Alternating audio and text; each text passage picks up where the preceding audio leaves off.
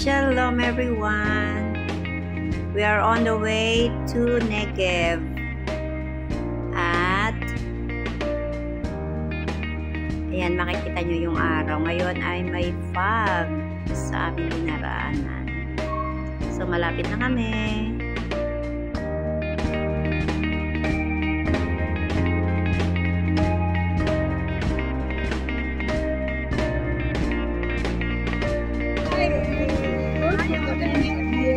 Good morning. No, Negev Desert. Sasakay na kami ng jeep.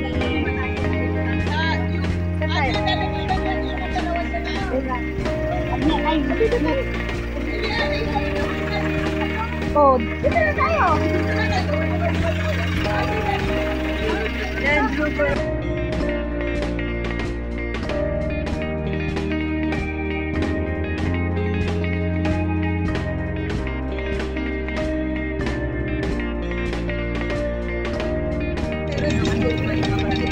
Ewan ko lang.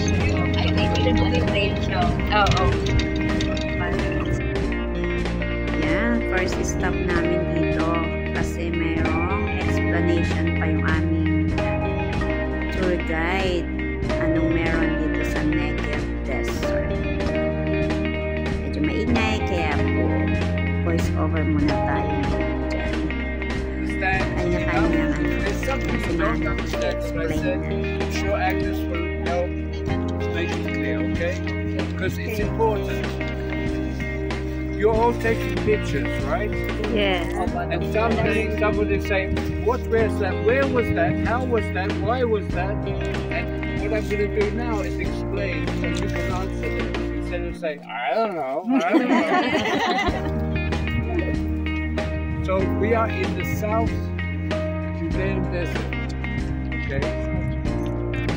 Now you're looking at this scene, you're looking at these rocks, and it probably doesn't mean anything to you, is that right? So I want to try to make it interesting to understand what is it here, what happened, what caused this, what is going on. Now, we are standing here about 600 meters above sea level. Okay? If you want to know, see the last clips. I'm sorry that the visibility today is terrible. It's foggy. They want to get to Europe. So they're going very quickly. This movement pushed the land out of the sea. Okay? Until today, this movement, we've gone 110 kilometers.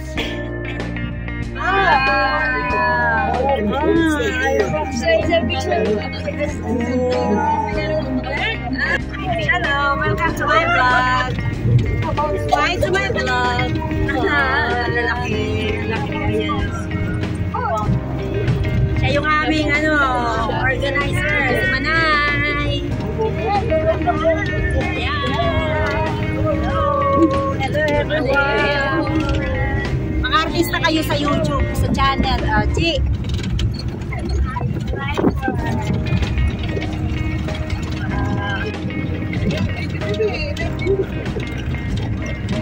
Ayan, ang Negev Desert. Sakay kami sa jeep. This is our first time. Hello. Ayun na yung kasama namin doon. Ayun na.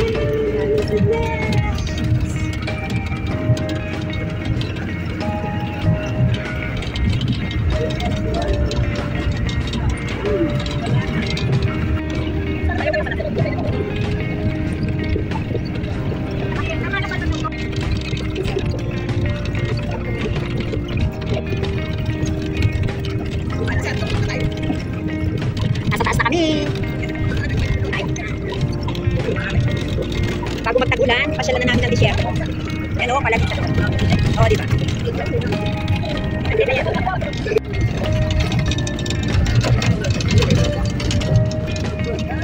Wow!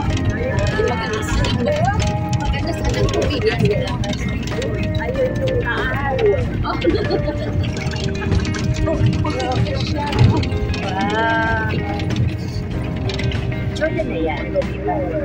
Andito na. Ayun. Ayun naman pala yung kumain ito. Oo.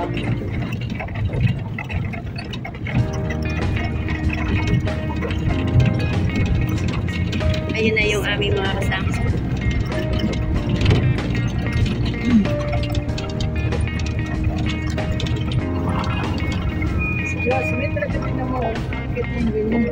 Ngayong kahuminto nung wala na yung magandang Tingnan mo iba na yung store niya sa 90 lives.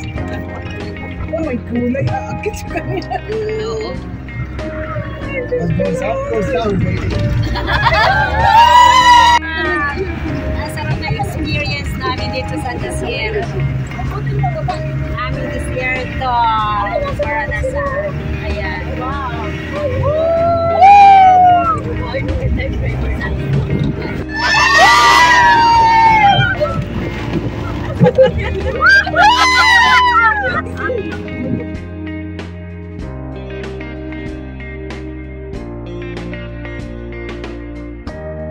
Oh, I see it there.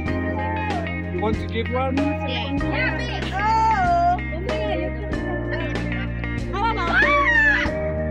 Now somebody asked me before. Somebody is called a canyon. Yeah. This is a canyon. This is a real canyon. Why should they call a shopping mall a canyon? Why? Because you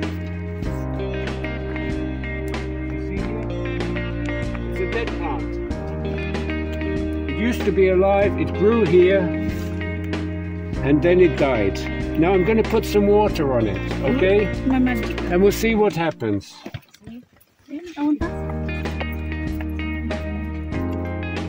We'll wait a few minutes. 1 second.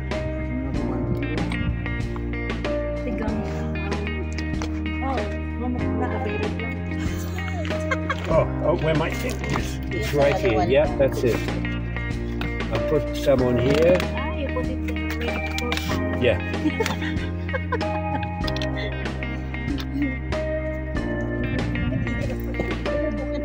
We'll wait a few minutes. How many minutes? A few minutes. And it will bloom. And then it will wake up, na? Moses was here for 40 years. What do you care?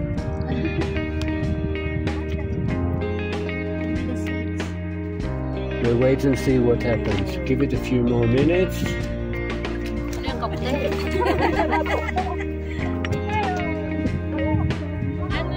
Sabihan niyo ako ha, pag dumubo na.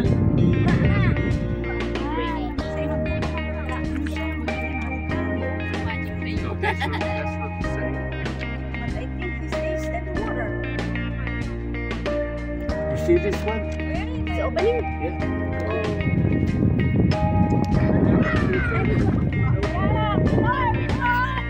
Now, it holds the seeds inside. It waits till there's enough rain to get towards the entrance.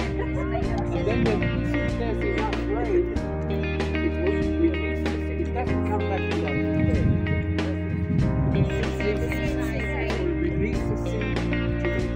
generation. And that's how this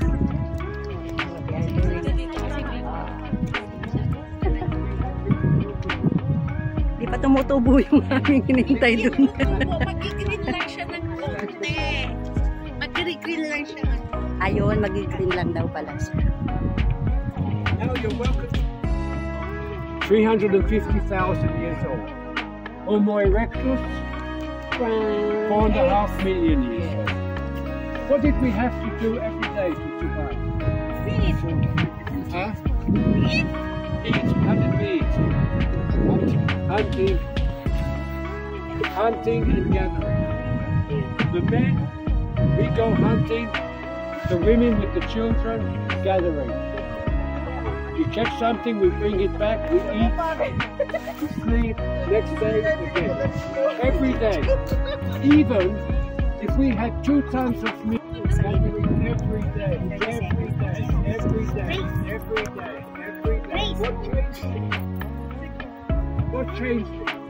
The weather. The weather? What? We don't need to eat today because it's sunny or what? The food. You know the answer. No, that's not only Israel. Philippines the same. Everywhere.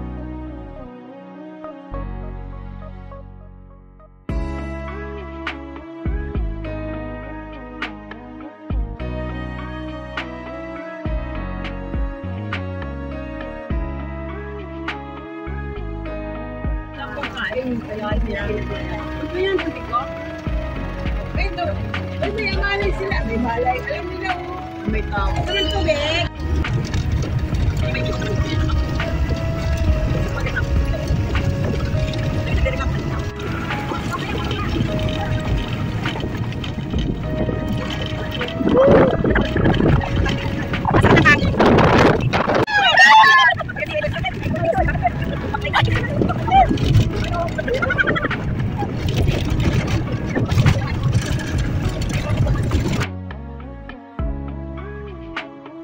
Shalom everyone, thank you for watching.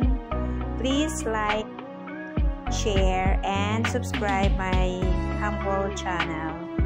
We're done our 2 hours jeep tour at Negev Desert, southern part of Israel. God bless you all.